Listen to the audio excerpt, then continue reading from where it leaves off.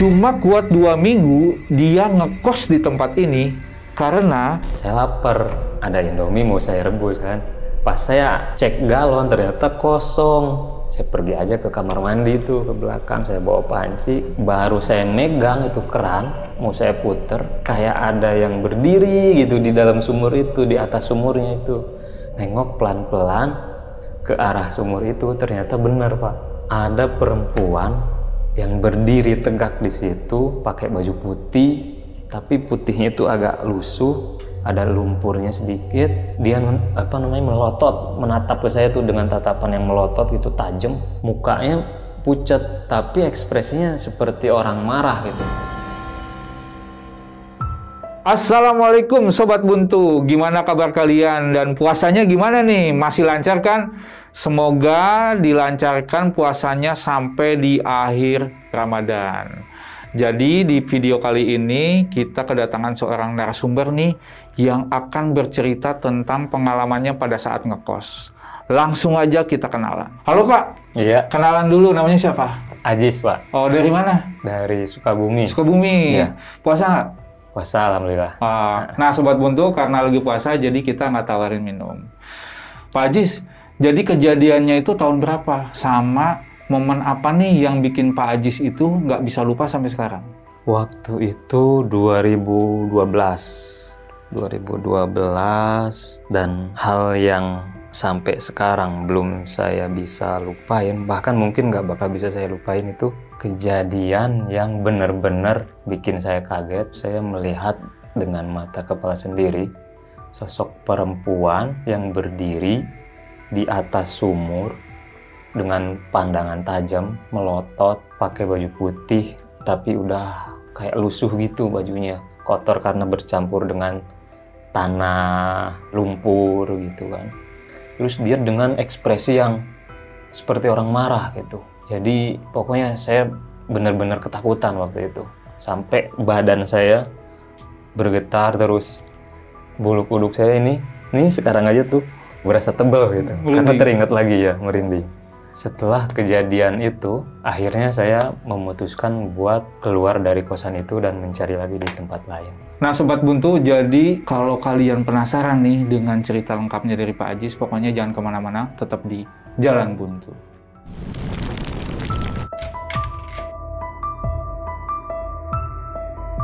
Selamat datang di channel Jalan Buntu, yang akan menemani malam kalian.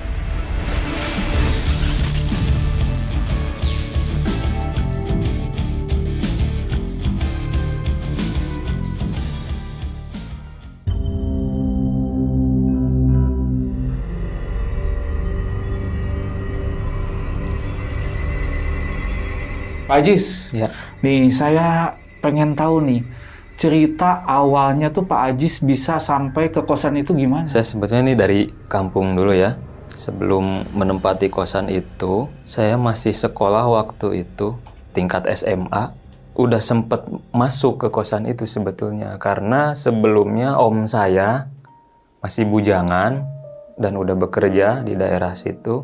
Nah, dia ngekosnya di situ. Sesekali kalau libur sekolah saya main ke sana gitu. Jadi bukan pertama kali waktu saya ngekos itu nempatin kosan yang sudah pernah, cuman sekedar untuk main aja. Nah, hingga akhirnya setelah saya lulus sekolah, saya diajakin kerja oleh tetangga saya. Nah, tetangga itu orang tuanya, anaknya di Depok, sudah duluan punya usaha di sana. Nah, butuh pekerja. Jadi sebagai seorang supir saya di sana. Nah, berangkatlah dengan berbekal informasi dari orang tua calon bos saya itu. Saya dari kampung pagi-pagi waktu itu naik bus. Saya berangkat dari Sukabumi ke Depok. Tapi karena Sukabuminya juga masih sonoan lagi, lumayan jauh waktu itu, ke Bogornya aja 4 jam naik bus karena belum ada tol kayak sekarang. Dengan ongkos kurang lebih 30 atau 40 ribuan waktu itu. Terminal Bogor ke stasiun Bogor, nyambung lagi naik angkot.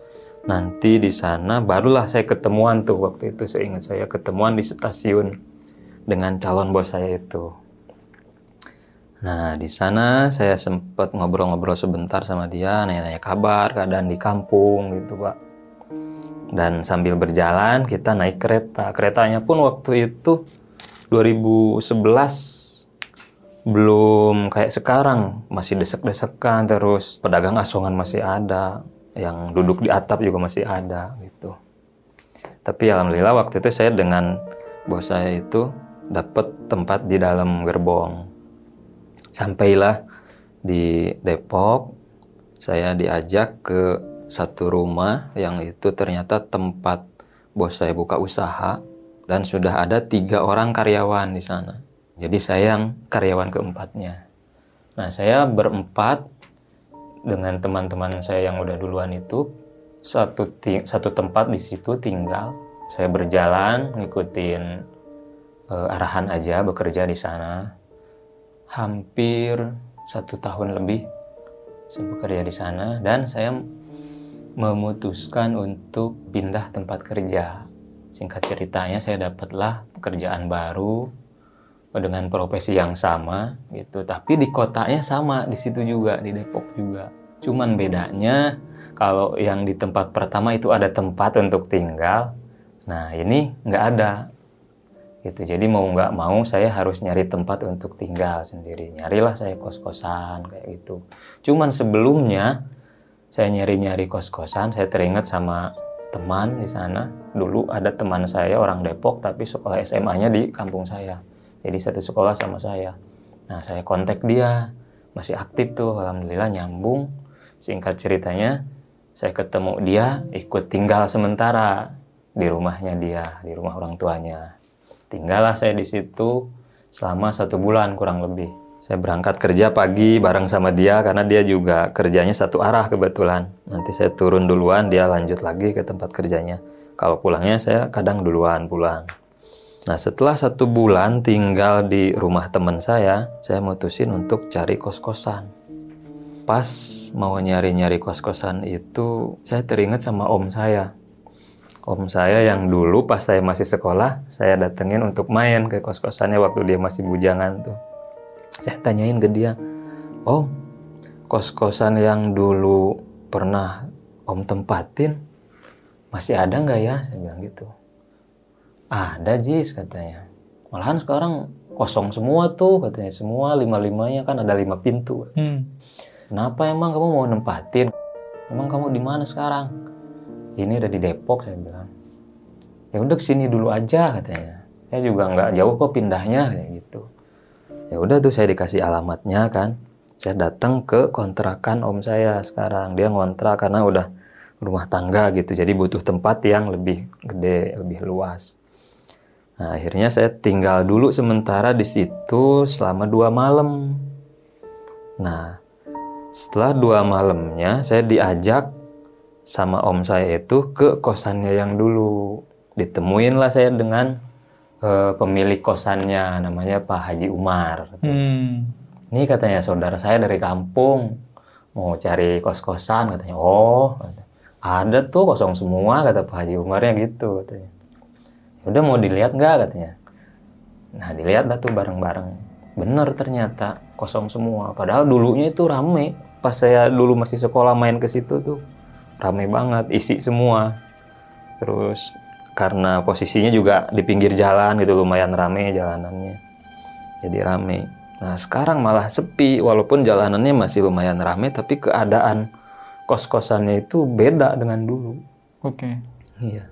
Pas saya buka pintunya, saya tengok-tengok sebentar, bangunan-bangunannya terkesan sudah makin tua gitu, Pak. Dan mungkin karena udah terlalu lama kosong gitu ya, jadi hawanya tuh dingin, sunyi, dan ada lembab-lembabnya gitu. Ya udahlah, akhirnya saya cuma nengok-nengok aja dulu, belum saya dealin. Kata Pak Hajinya, "Ya udah nggak apa-apa, kalau mau nempatin silakan," katanya gitu. "Kalaupun enggak mau nyari-nyari dulu di tempat lain, silakan," katanya, "nggak apa-apa." Udah saya pamit, om saya pulang, saya pun karena waktu itu pagi ya posisinya, saya mau kerja, saya berangkat kerja. Setelah itu saya mikir-mikir tuh pas di tempat kerjaan, cari kosan lagi, apa yang tadi aja gitu ya, yang bekas om saya. Ya udahlah, dengan pertimbangan saya putuskan untuk nempatin kosan itu, pemiliknya Pak Haji Umar tadi. Malamnya akhirnya saya datengin sepulang kerja itu ke Pak Haji Umar itu. Pak, saya bilang, saya jadi mau ngekos di sini. Tuh. Oh ya udah, katanya nggak apa-apa, silahkan. Masuklah saya, terus saya bawa barang-barang seadanya yang dari kontrakan om saya pindahin ke kosan itu. Saya beres-beres, saya rapihkan kos-kosan itu, sampai akhirnya selesai. Saya mau istirahat tuh, kurang lebih jam 10-an. Saya mau mandi tuh, ngelap-ngelap badan aja sih sebetulnya, karena udah terlalu malam. Saya pikir ya, udahlah, pergilah ke kamar mandi. Nah, posisinya kamar mandi itu di belakang. Jadi kos-kosan yang saya tempatin ini 2 pintu menghadap ke jalan.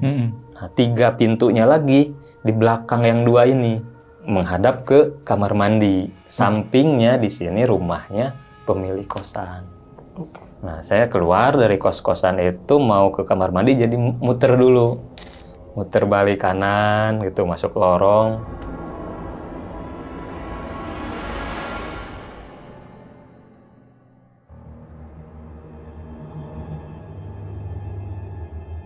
Masuklah ke kamar mandi di sana.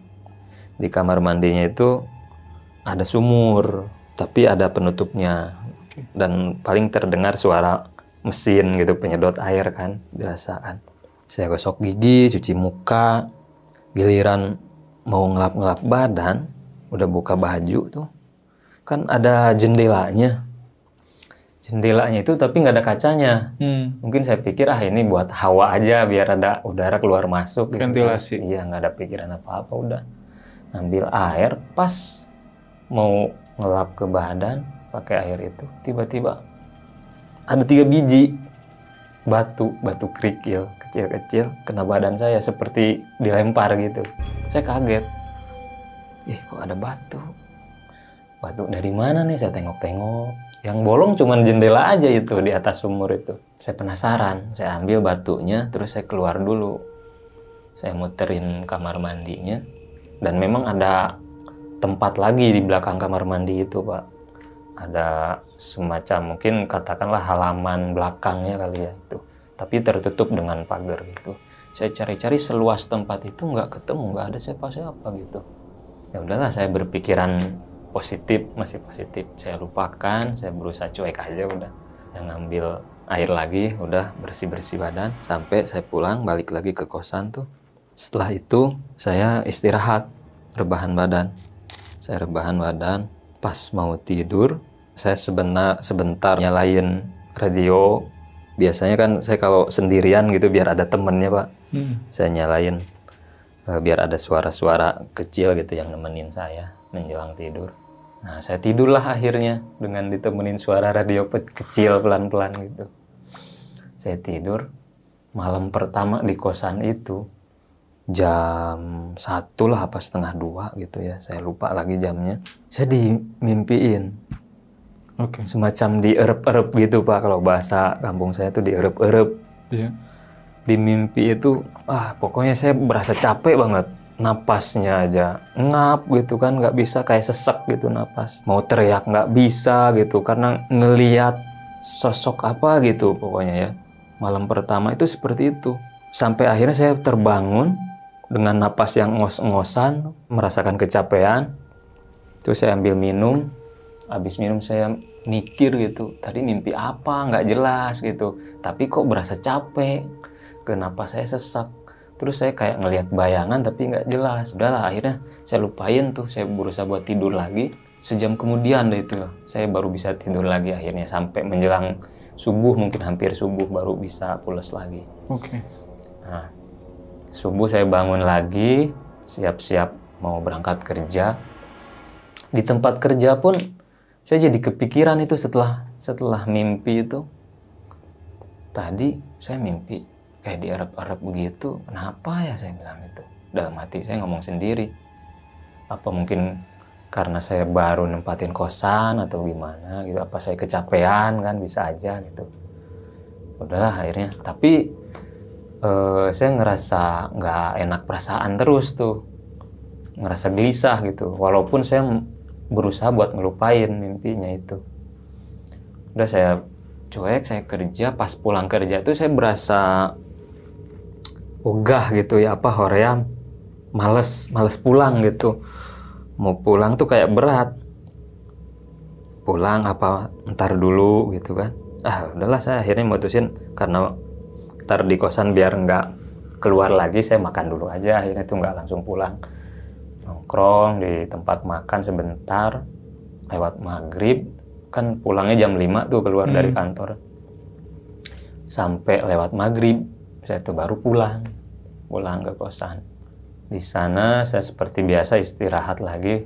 Pas mau istirahat, kira-kira jam 10-an, itu saya mendengar suara kayak benda jatuh gitu, semacam batu kerikil atau kelereng mungkin ya, ngegelinding di atas ini genteng, di atas genteng kosan yang saya tempatin itu, Pak. Saya kaget itu. Wah, suara apa itu? Saya bilang. Saya tegesin karena lumayan panjang, mungkin sepanjang genteng paling atas ke yang paling bawah aja gitu.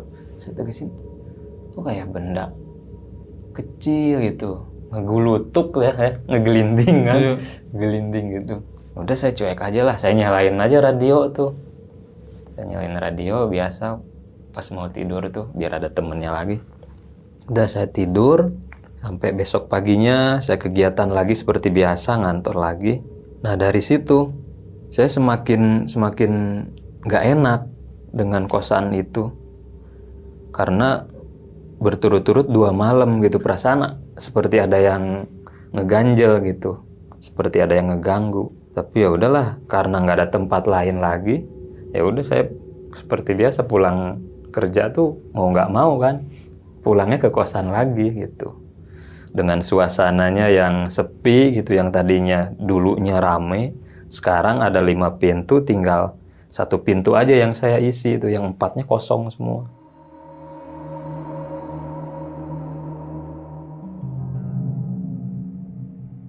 Pernah berjalan beberapa malam, pas 1 malamnya itu saya tiba-tiba perut mules, Pak.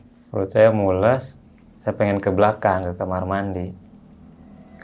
Ya udahlah, akhirnya saya ke kamar mandi itu.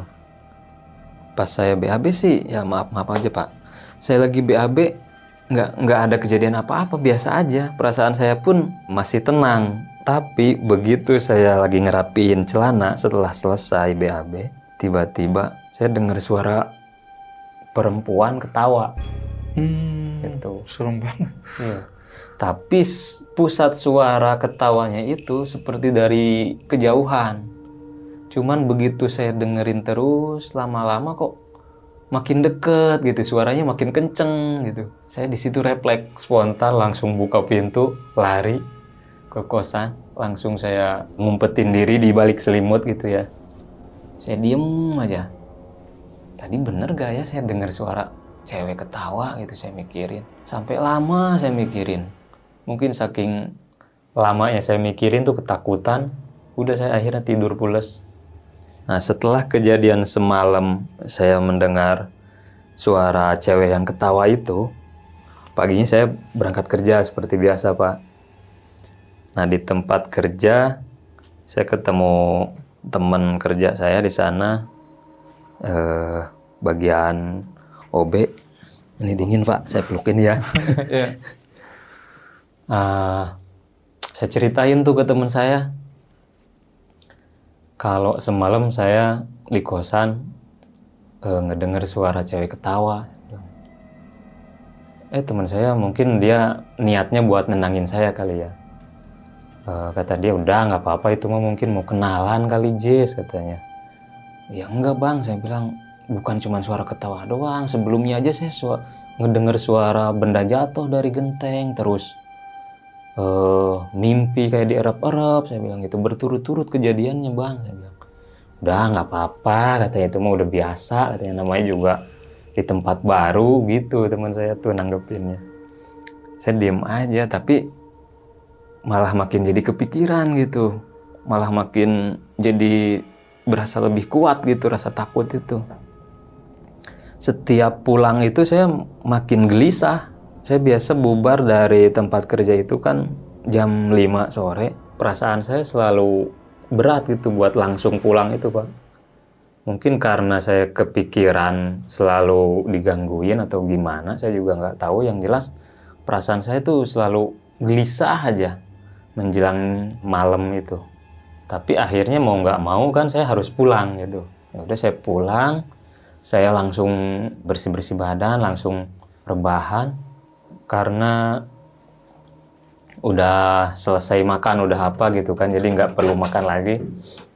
Ya udah saya langsung tidur tuh. Pas di malam itu saya tumben, mungkin entah kenapa, apa karena badan saya kecapean atau pikiran saya mungkin terlalu nginget-nginget hal-hal yang udah kejadian gitu. Saya langsung pules itu tidur. Cuman malamnya lagi itu, tengah malamnya itu saya dimimpiin lagi, Pak. Dimimpiinnya bukan soal arep-arep lagi. Ini justru kejadiannya persis saya lagi berada di dalam kamar mandi kosan itu. Jadi saya berdiri di kamar mandi itu, nggak ngapa-ngapain, nggak mandi, nggak ngambil air, nggak apa, cuman berdiri aja, memandang ke arah sumur itu, ke arah sumur yang di atasnya ada jendela kosong tanpa kaca gitu. Di situ saya dikagetkan dengan berdirinya sosok perempuan memakai baju putih tapi sudah agak lusuh, kotor, ada lumpur-lumpurnya gitu.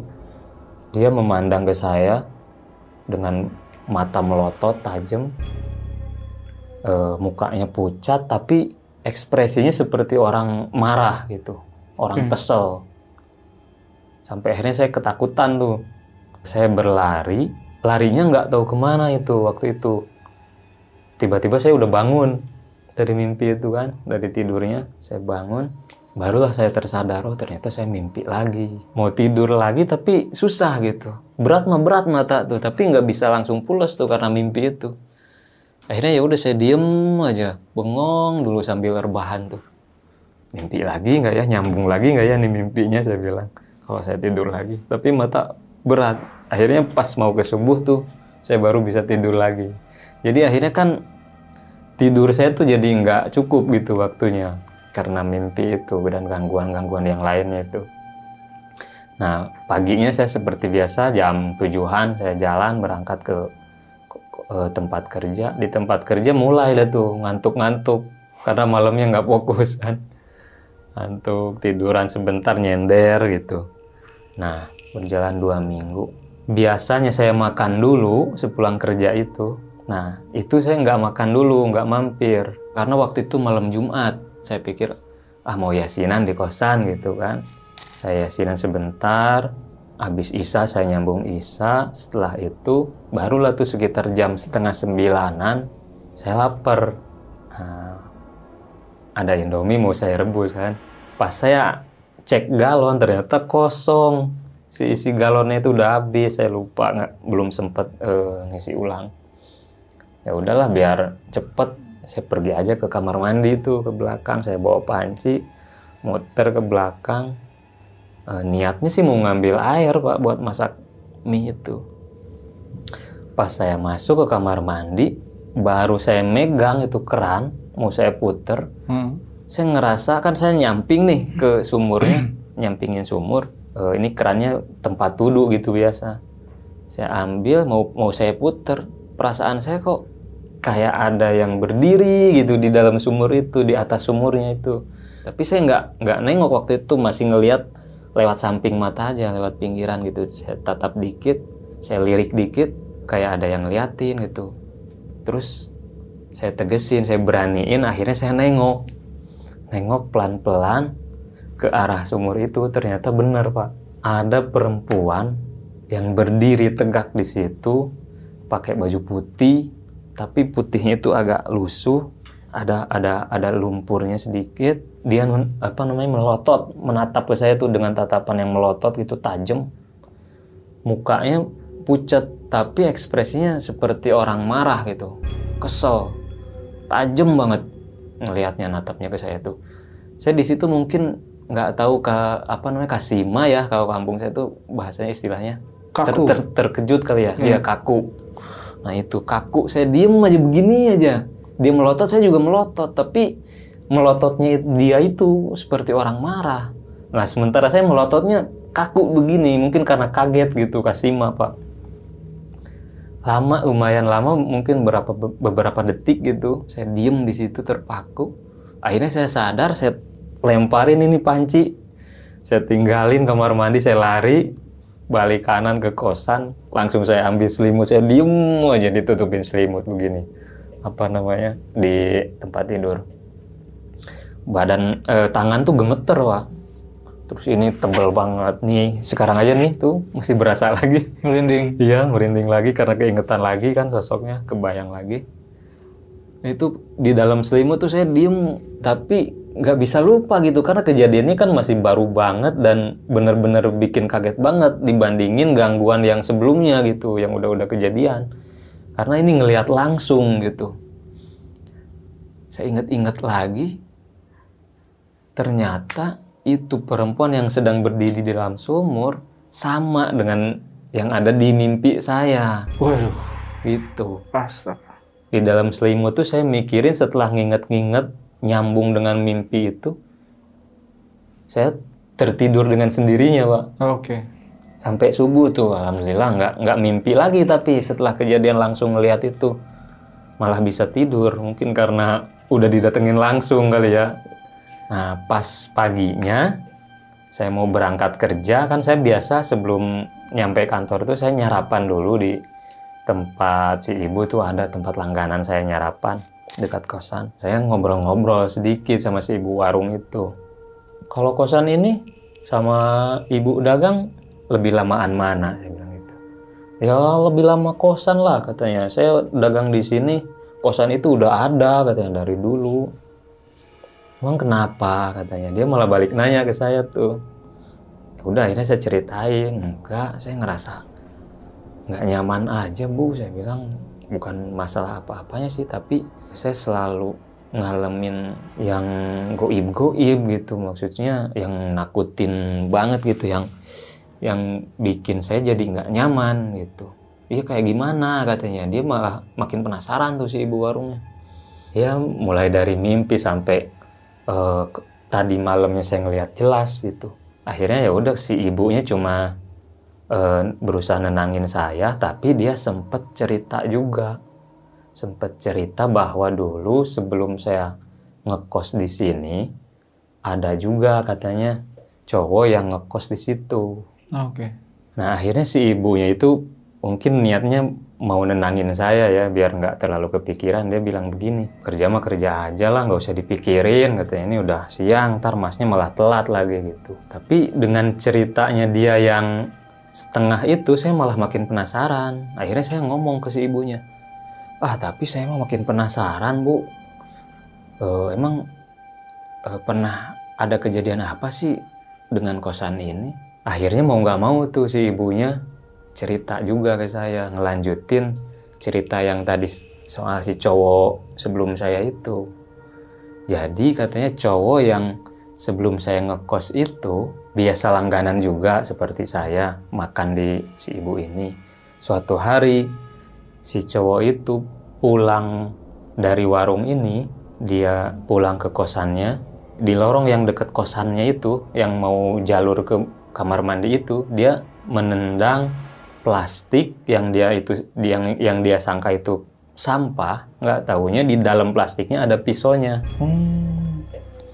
Akhirnya kakinya terluka. Nah diobatin terus selang berapa hari kemudian kakinya itu masih luka. Dia datang lagi karena emang udah langganan ya ke si ibunya, makan seperti biasa katanya sambil ngobrol-ngobrol. Setelah itu dia pulang, pas nyebrang tertabrak dia sama mobil truk. Astaga. Mungkin karena saking kerasnya benturan, dia meninggal di tempat. Innalillahi. Wah, saya dengar ceritanya itu makin gimana ya, makin gelisah pokoknya. Mana tempat kosannya juga. Itu sampingan kosan saya kan, yang ini 2, yang ininya 3. Nah, yang 2 ini yang pernah ditempatin sama dia. Oh gitu ya, Bu, saya bilang. Akhirnya saya berangkat kerja. Nah, di tempat kerja tuh saya makin nggak enak. Cerita lagi udah sama teman tuh. Setelah bubaran kerja, waktu itu kalau nggak salah harinya Jumat malam Sabtu. Nah, saya berinisiatif tuh buat silaturahmi ke yang punya kosan tuh, ke Pak Haji Umar itu tadi. Karena besoknya juga libur, saya pikir nggak apa-apa lah. Hitung-hitung sambil begadang gitu, saya mau main. Nah, pas pulang kerja tuh saya main ke rumah beliau. Kebetulan ada Pak Haji Umarnya, nggak kemana-mana tuh. Dia sendiri yang bukain pintu. Assalamualaikum, saya bilang, ketok-ketok pintu kan. Waalaikumsalam, tadi dibukain pintu. Si Pak Hajinya tuh yang nyambut saya. Jis, ngapa? Kayak gitu. Enggak Pak Haji, mau main aja, saya bilang. Besok libur ini kerja. Di kosan mulu nggak ada temen, saya bilang.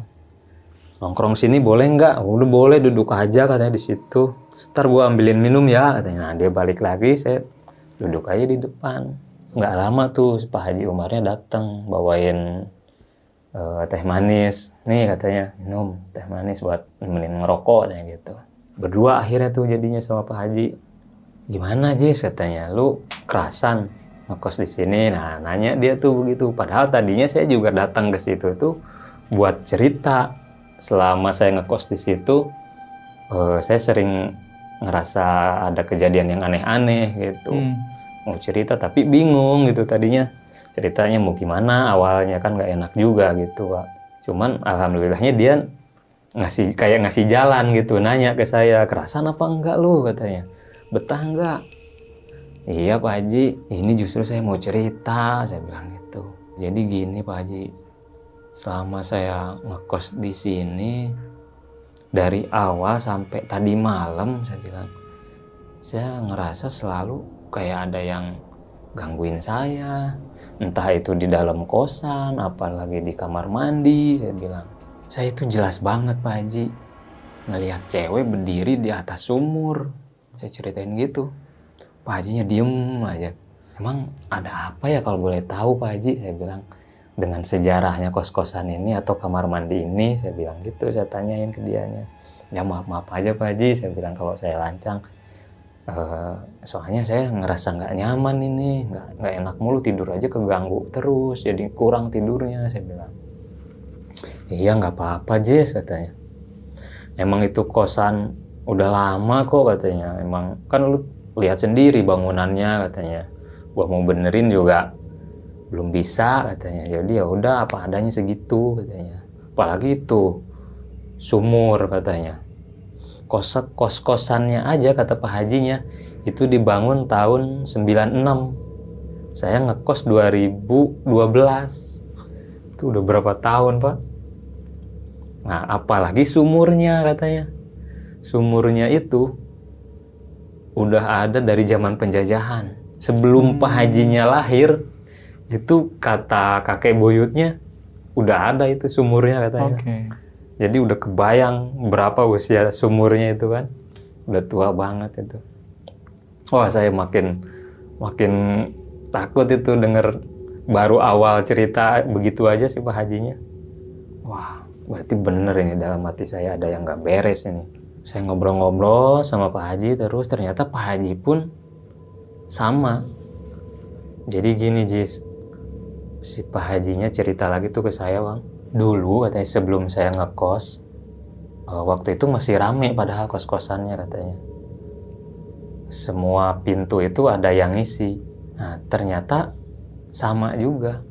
Ada salah satu yang ngekos di situ, cowok, mimpi juga seperti mimpinya saya. Sama juga seperti mimpinya si Pak Hajinya. Jadi kita bertiga tuh katanya sama mimpinya. Kadang dierep-erep, kadang di kamar mandi juga ngelihat cewek berdiri di atas sumur gitu. Sampai akhirnya si cowok yang sebelum saya itu, yang cerita juga ke Pak Haji tentang mimpinya, meninggal. Ternyata itu cowok yang diceritain sama si Bu Haji, si Bu Warung itu, tempat makan. Nah, bahkan katanya Pak Hajinya sendiri lagi waktu itu pagi-pagi katanya. Pagi-pagi hujan deras. Nah, karena di dalam sumurnya itu ada alat penyedot air kan? Jet pump. Ya, jet pump kayak gitu katanya. Nah, kalau hujan itu takut airnya mungkin naik hingga akhirnya si mesin itu takut kerendam. Nah, si Pak Hajinya buru-buru udah tuh mau narikin itu mesinnya. Kata istrinya, Bu Ratna, entar aja bang, ntar nunggu reda hujannya katanya. Nggak didengerin sama Pak Hajinya, karena dia pikir kalau nunggu reda ya keburu kerendam ntar mesinnya katanya gitu. Akhirnya ya udah diambilin tuh, ditarik, pas narik mungkin karena buru-buru Pak Hajinya lupa itu mesinnya masih ada setrum atau enggaknya gitu kan. Lupa, main tarik aja, pas dipegang talinya ada setrumnya ternyata. Nyetrum lah ke badan Pak Hajinya. Akhirnya dia lemas, jatuh ke dalam sumurnya. Oh, sogo. Iya. Serius? Iya. Si ibunya kaget katanya yang di dapur itu. Dari dapur kedengeran katanya ada bunyi nyemplung gitu ke sumur. Ngeh langsung ibunya, mungkin udah tahu kali ya. Si Pak Hajinya itu jatuh ke situ. Bener aja dilihat, Pak Hajinya jatuh ke bawah, ke dalam sumurnya. Itu sumur dalamnya kurang lebih katanya 20 atau ya 20 meteran lah. Langsung teriak tuh si ibunya, tolong, tolong. Yang dengerin anaknya. Ada tuh perempuan anaknya dari kamar. Dia refleks juga katanya, langsung keluar. Karena kenceng teriakan ibunya itu, ikut teriak juga si anaknya. Tapi dia lari ke kosan yang di luar itu. Minta tolong ke om-om yang di kosan. Om, tolong om katanya. Bapak kecebur sumur katanya gitu. Langsung tuh pada keluar. Ada tetangga juga katanya yang ngedenger teriakan ibunya kan. Langsung pada nyamperin. Tapi sebelum sampai ke sumur itu yang mau nolongin, si Pak Hajinya udah keluar duluan, udah naik duluan dari sumurnya. Oh ya? Iya. Dia juga katanya nggak sadar nggak sadar gitu.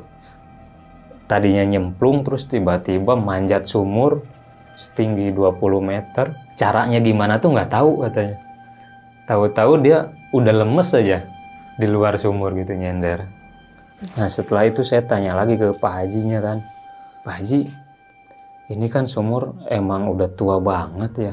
Sejak zaman Belanda, sejak zaman penjajahan dulu gitu. Mungkin gak sih ada kejadian yang aneh gitu, yang janggal zaman dulunya? Pak Hajinya bener tuh ternyata cerita lagi.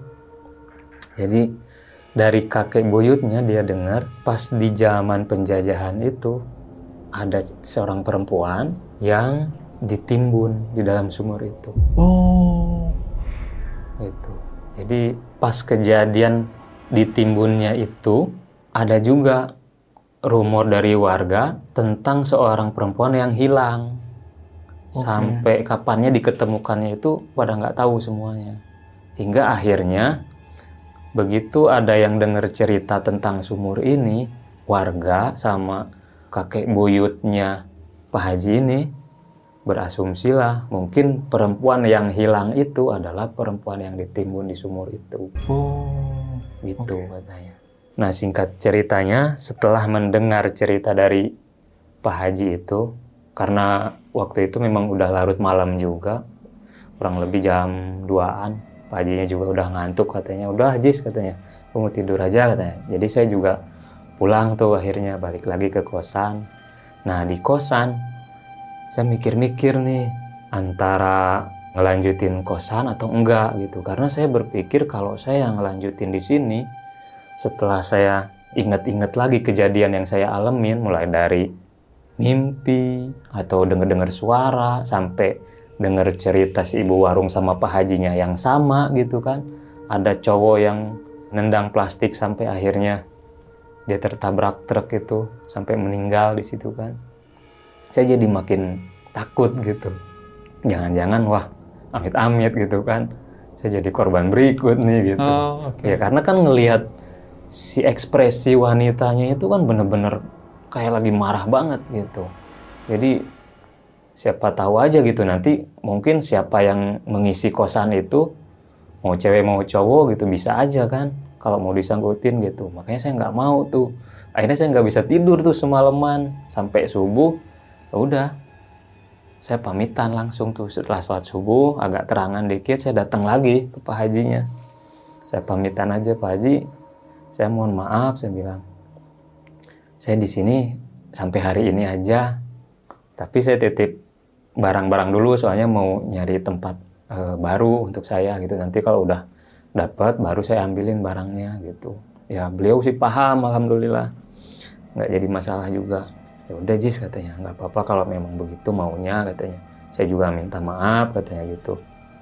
Kalau ada salah-salah katanya. Terakhirnya ya saya maaf-maafan sama dia, pamitan, udah nyari lagi kosan baru dah. Pak Ajis nih, Ya. saya mau tanya, setiap Pak Ajis diganggu itu selalu mencium bau atau wangi-wangi sesuatu nggak? Pernah itu Pak, saya lupa cerita tadi. Jadi gini, setiap kali saya jalan, kan ada lorong itu yang mau ke kamar mandi itu ada lorong, dan itu lampunya kecil, lampu kayak lampu 5 watt gitu, jadi agak gelap remang-remang gitu, jadi lembab. Nah pas ngelewatin itu kalau kita mau masuk ke arah kamar mandi itu, sering ada bau-bau kayak bau bangke gitu. Itu dan makin kuatnya kalau kita udah ke area kamar mandi. Cuman kalau saya sih berpikirannya karena saya pernah itu nyiumnya itu sebelum saya ngelihat sosok wanita tadi itu ya. Saya mikirnya palingan itu mah bangke-bangke apa, tikus atau hewan-hewan apa gitu kan, karena bangunan itu juga kan udah lama gitu, udah lumayan tua. Jadi saya berpikirnya masih positif aja gitu. Jauh sebelum saya dengar cerita dari si ibu warung sama si Pak Hajinya gitu, dan sebelum saya ngelihat sosok itu masih positif saya pikirannya itu. Cuman setelah dengar cerita yang dari Pak Haji dan ibu warung itu, dan saya udah ngelihat sosok wanita itu, mungkin bisa jadi bau bangkainya itu dari sumur sana. Oke. Nah Pak Haji sendiri nih setelah setiap diganggu nih, Pak Haji suka sakit nggak? Atau biasa-biasa aja badannya? Enggak sih, kalau sakit alhamdulillah nggak pernah. Cuman paling ya karena baunya itu, sering nyium bau itu kalau lewat lorong itu kayak mau mual gitu, kayak mau muntah. Sama kurang tidur juga ya? Kurang tidur paling bener tuh. Karena sering bangun mulu kan, dimimpiin. Pak Haji, kan tadi Pak Haji cerita nih ya, si laki-laki atau si cowok itu yang diganggu sampai meninggal nih gitu kan. Terus Pak Haji juga kan diganggu kan, sampai nyebur tuh kan. Betul, tapi nggak jadi korban kan, masih sehat walafiat sampai sekarang. Menurut Pak Haji kenapa? Nah itu dia, mungkin di mata saya sih Pak Haji memang orang yang tekun ya dalam hal ibadahnya. Mungkin ada hikmahnya dari apa yang dia lakukan di dalam ibadahnya itu gitu. Jadi Pak Haji itu karena rajin ibadah, terus ya kesehariannya aja dia beliau itu imam di masjid, di musola sana. Gitu. Jadi saya berpikiran mungkin karena Pak Haji kuat ibadahnya, jadi nggak sampai separah seperti cowok yang ditabrak truk itu. Jadi tapi masih dilindungi lah. Ya, gitu masih dilindungi. Tapi dia juga sempet kan patah-patahnya sampai nyemplung ke dalam sumur itu gitu. Menurut saya itu pun udah bahaya, dan saya nggak mau itu. Kejadian kayak gitu pun nggak mau, apalagi sampai amit-amit seperti cowok yang ngekos sebelum saya itu. Nah, Pak Haji sendiri kan sekarang udah pindah nih, udah di tempat kosan yang baru gitu.